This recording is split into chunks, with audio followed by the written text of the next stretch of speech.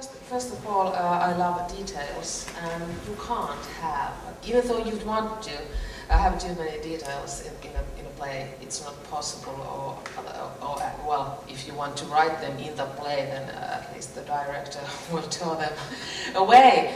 And I wanted to describe ordinary life in the countryside, and also document all the old habits that people actually don't remember nowadays anymore. How to preserve a jam, cucumbers, for example, and how to make jams and all that kind of stuff. And it's well in the novel and as well in the play, it's also an important symbolic level.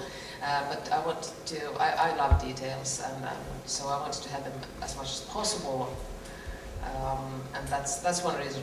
But also because I'm writing about violence, and when you are working with living actors, that has certain restrictions. And when I was yep, I was in rehearsals. I knew the restrictions, but still I started to think that perhaps I'd like to have this level as well, and I can't have that on stage, but I might have that might go well to the novel.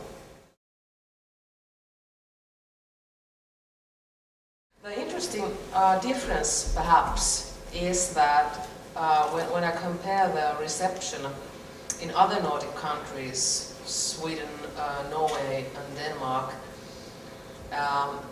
is that human trafficking is a theme also in the novel, and very strong theme, and that's obviously much more interesting for other countries than Finland or Estonia, which actually surprised me in that sense that I'm anyway talking about human trafficking that was possible after Soviet Union collapse, because it made it possible. All the social networks and social welfare just they disappeared, which meant that people were really in horrible conditions, and some people just didn't have too many choices, and others just took advantage of them.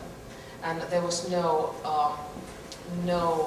security for ordinary people, in that sense that we, for example, in Finland, understand that society wants to protect somehow its people, and I mean that's very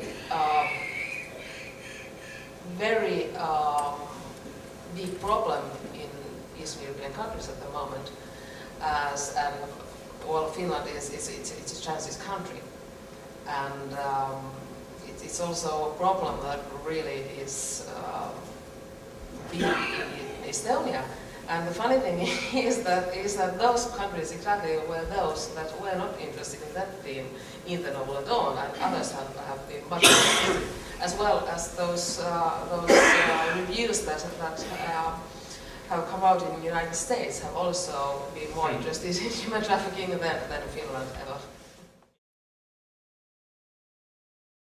I studied at the theatre academy, and not to be an actor, but to be a playwright, and we had to do some courses as well on acting, and that's when I really understood actually the difference between acting and writing was that I understood that my head wouldn't take acting, because it was so in my body. I was doing the same thing, but I just need the paper, because that's it. It just then I understood that there's it's the same thing.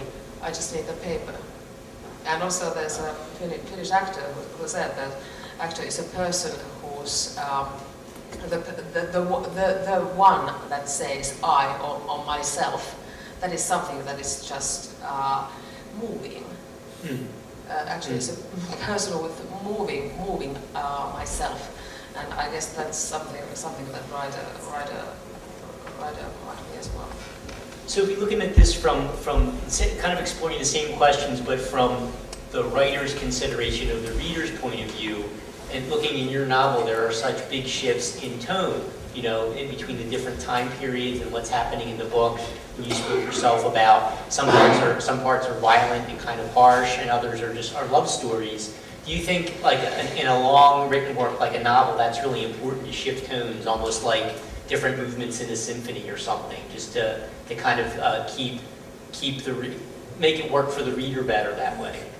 Well, perhaps it might be more lively, but the reason for different tones comes from different characters. I try to create.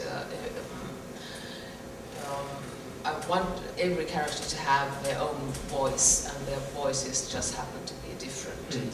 And also because the story goes back and forth from 40s to 92, that means that those times also have different language and different expressions. Yeah. This is something that readers quite often ask me, and they have asked me if I've had hard times writing this novel or my other works. But I find writing as a very joyful experience for me, even though I might be writing about something that is not very joyful. But still, I'm not. All I need is the computer. I just put it on and start writing, and when I take my hands off from the keyboard, then they don't exist anymore.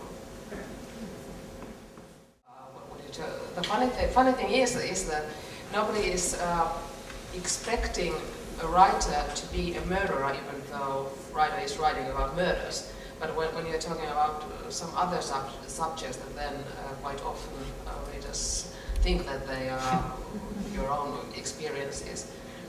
But I don't. I've had. Well, I have to say that most of my characters are not very pleasant persons, and they are not sympathetic, or you don't actually like them. But I like them all.